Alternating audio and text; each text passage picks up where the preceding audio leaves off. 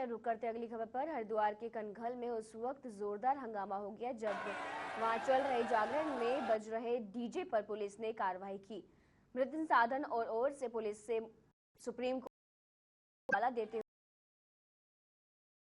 शिकायत की गई, जिसके बाद पुलिस ने यहां के लोटावाली में चल रहे जागरण के डीजे को बंद करवा दिया। इसके बाद लोगों ने पहले कनखल थाने का घेराव कर जमकर हंगामा काटा और बाद में मृतक सदन पहुंचकर आगजनी करने लगे।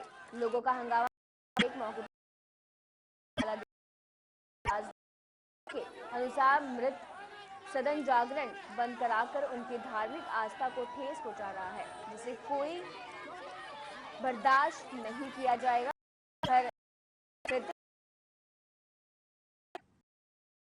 साजिश के तहत मृत सदन के संतों को नुकसान पहुंचाना चाहती है और हंगामे का पूरा खेल पुलिस की ओर से चल रहा है।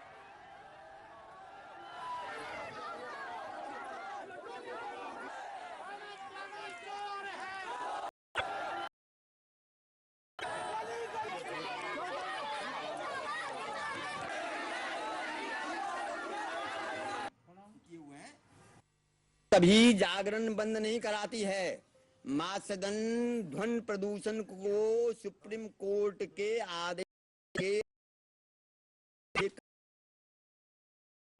कनकल क्षेत्र में जो जागरण वगैरह होते हैं, इसमें जो ध्वनि प्रदूषण होता है, इसके खिलाफ जो है पुलिस द्वारा इनके डीजे को सीज कर दिया गया होगा, तो इसके विरोध में लोग यहाँ पर आकर धरना प्रदर्शन कर रहे हैं।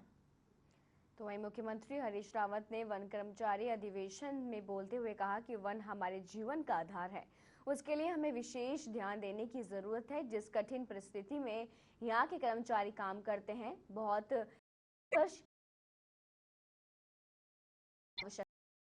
कहा कि अगर मैं इस कार्यक्रम में नहीं आता तो इनको बुरा लगता और हमें हमेशा इनके साथ खड़े रहने की एकदम जरूरत है।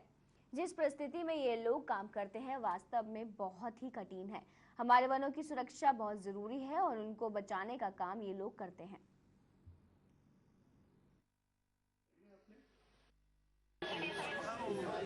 उनके व्यवहारिक हैं, मगर हमको दोनों में संसाधनों के स्थिति है और सबसे बड़ी बात यह है कि दूसरे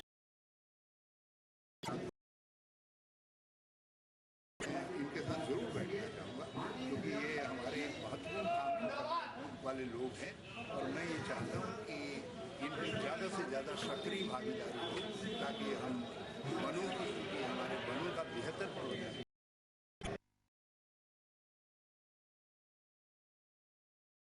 के लोग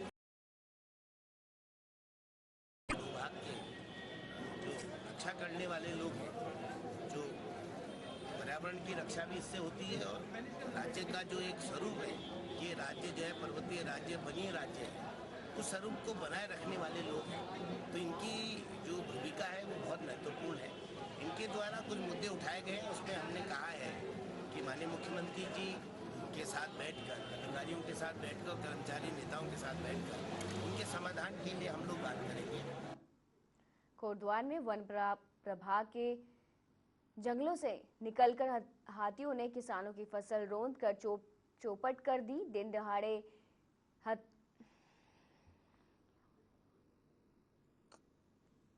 हाथियों का दल जंगल से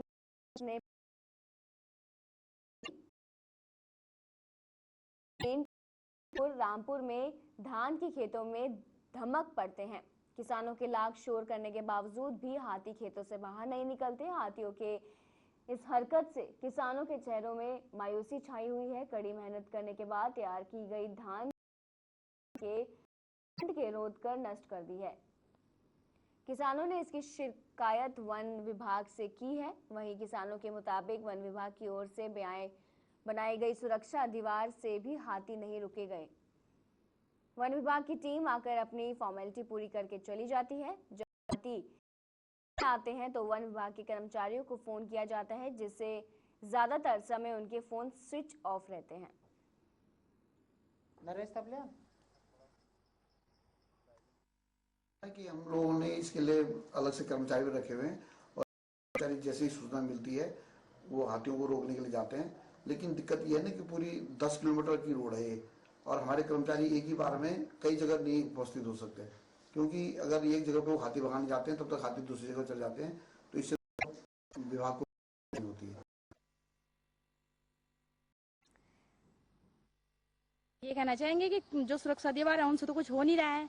तो लोग अगर हम जंगलात वालों को बुलाते हैं तो वो आके खाली ड्यूटी बस दिखा के चले जाते हैं, भगाते हैं नहीं, खेतों में घुस तो है।